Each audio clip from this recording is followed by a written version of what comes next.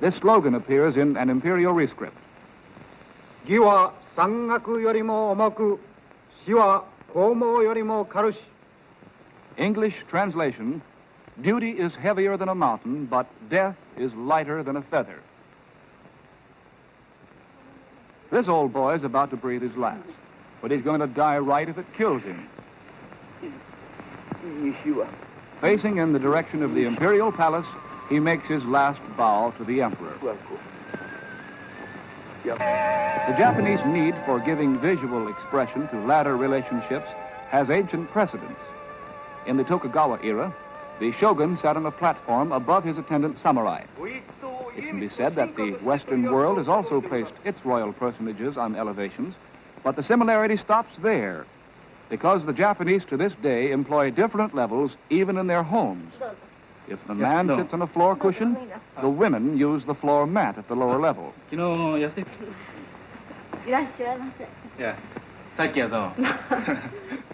the man prefers the mat, the woman moves off the cushion and onto the mat.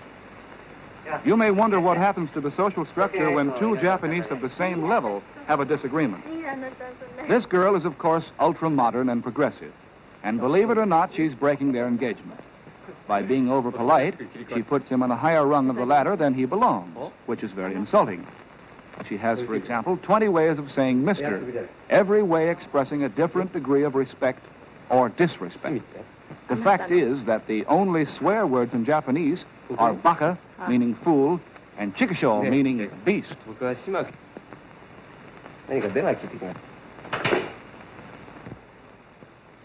This photograph of a Japanese appeared in Fortune magazine, issue of April 1944. Even viewed from behind, you know he's a ladderman, if there ever was one. It's a safe bet he'll do exactly what's expected according to established custom and official regulation. He has learned to exercise extreme self-control, to recognize his duty at all times, and to be ready to make sacrifice in the line of duty. Now, this is one for the book. 10, 20, 30 melodrama, but with a couple of pointers on duty and self-sacrifice. It goes like this. The dancer's family has a ladder obligation to the daimyo, or lord of this castle. And the dancer's been ordered by the daimyo to end the dance by killing the young shogun sitting up on the platform. You see, the daimyo is in an inferior position on the same ladder as the shogun, so he must not do the killing himself. Assassination's okay if you use a killer from another ladder. In other words, it pays to have outside contacts. Now, the dancer knows his duty, but as you'll see, I can't say he's done it. The daimyo explodes with anger. The dancer, however, throws the castle into darkness, and in the ensuing pandemonium, helps the shogun and his followers escape through a secret passage. The daimyo was killed, and the dancer can easily make his getaway. But here the story takes a double twist. The dancer stops, tells the shogun he's failed in his duty to the daimyo, dead though he be, and he must return to commit suicide. That's loyalty for you. The Japanese sword of ancient times, handed down as an heirloom from generation to generation. Its keenly tempered, lustrous blade has been called the living soul of the samurai. It's a symbol revered by all Japanese. It is infinite loyalty to one's personal superiors, duty without bounds, aggressive self-sacrifice. The mark of true greatness is self-sacrifice for a latter superior who may never know of the act, who, in fact, may be dead. Again, in the midst of modern warfare, the sword is brandished to inspire the troops with the will to attack, to undergo any hardship, to forfeit life itself, not only for their immediate superiors, but also for today's ultimate superior, Emperor Hirohito. The title of this epic is 700 Miles in Search of Father. You're looking at wife and daughter with about 685 miles to go. Here sits father. He was captured by the enemy in a recent skirmish. He's portrayed as a nice, clean-cut fellow, religious too.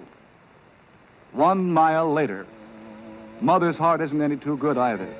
She's old enough to know that it's a long, wearisome trail of picking them up and putting them down. If she is willing to try her ticker to the limit of its endurance, you'd think she'd at least give the moppet a break.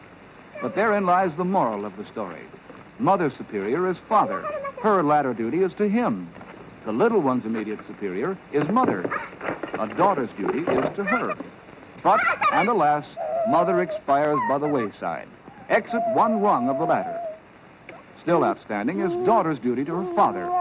And, alack and alas, there are still about 683 miles to go. Yes, she makes it with the help of a friend. But it makes you wonder how the Japanese, who are, after all, human, endure this life plan. Or do they?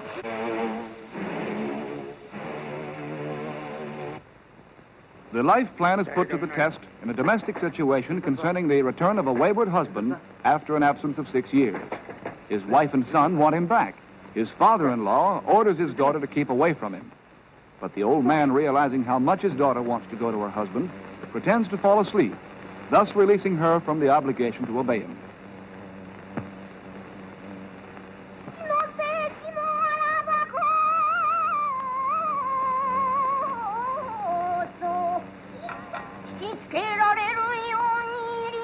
Quietly they slip past him while his head droops in feigned sleep.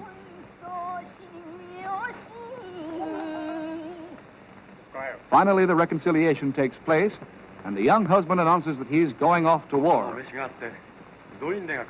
Even grandfather is wide awake and approving then. Not direct approval, of course, but forgiveness expressed through a go-between, his little grandson. Using go-betweens to save face is a venerable institution in Japan, especially when marriage plans are in the making.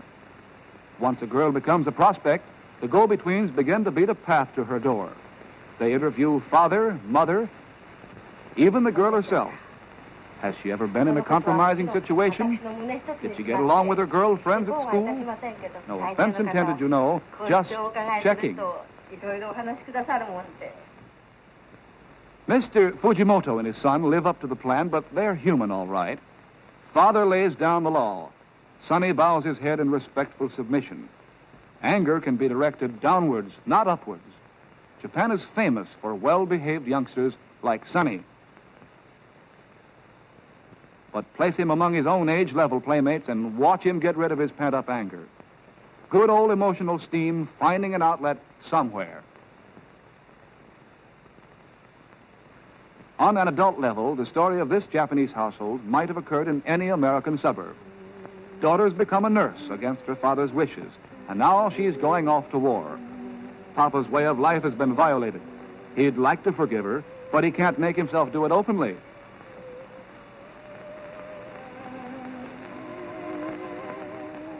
However, when she isn't around, he enjoys looking at her picture, and he fondles the toy she brought from Tokyo for her little sister.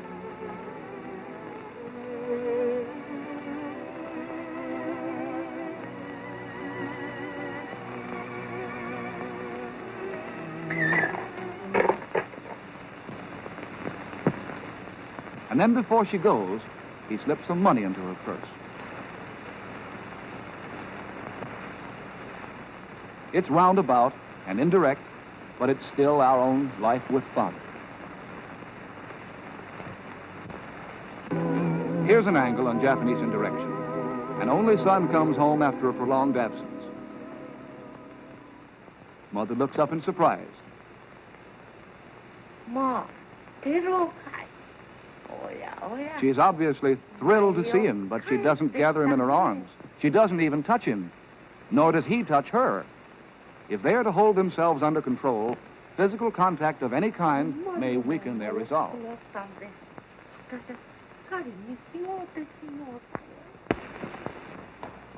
Everybody's happy in this scene. The smiling boy in a school uniform is carrying the ashes of his big brother killed in battle. Is his seeming joy something mysterious, a matter of Oriental inscrutability? Apparently not.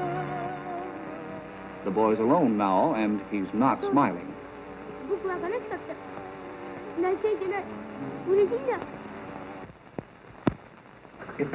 Here's the woman's slant on getting around the worry and strain of the latter plan. It's a case of what every woman knows and every husband refuses to believe. The dominant male thinks he can get his way. He wants some of that money she scraped together. She won't do it, even though he beats her.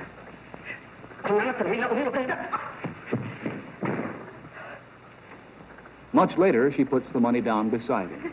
But now a bad conscience keeps him from accepting it. Believe me, Mama knew what she was doing, and without missing a bout of her lord and master, perched way up there on the ladder. Hold it. Our cartoonist animating an incident seen in Tokyo is showing us how to find an outlet for a corked-up emotion. Papa is laying it in. The little woman, meek and mild, says nothing.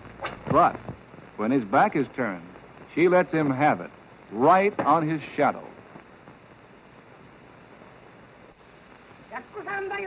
And talk about outlets. Father's night out, whooping it up with the boys.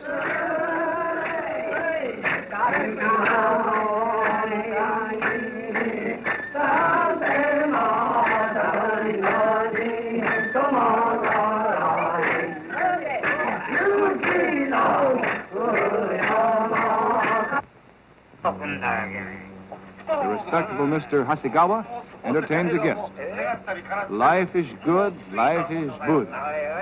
Whoops, backslapping isn't good Japanese. You ought to know that. Oh, well, tomorrow you'll know better.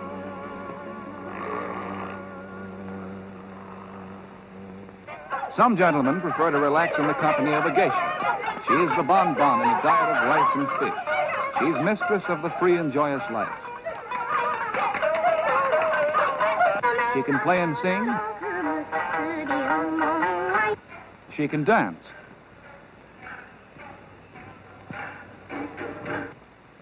In gloomy times, she's the sympathetic companion. If the burden of worry and strain grows too great, she's the cheerful sprite to liven the spirits. Her repartee is spiced with double meaning. A flirtatious movement excites and provokes.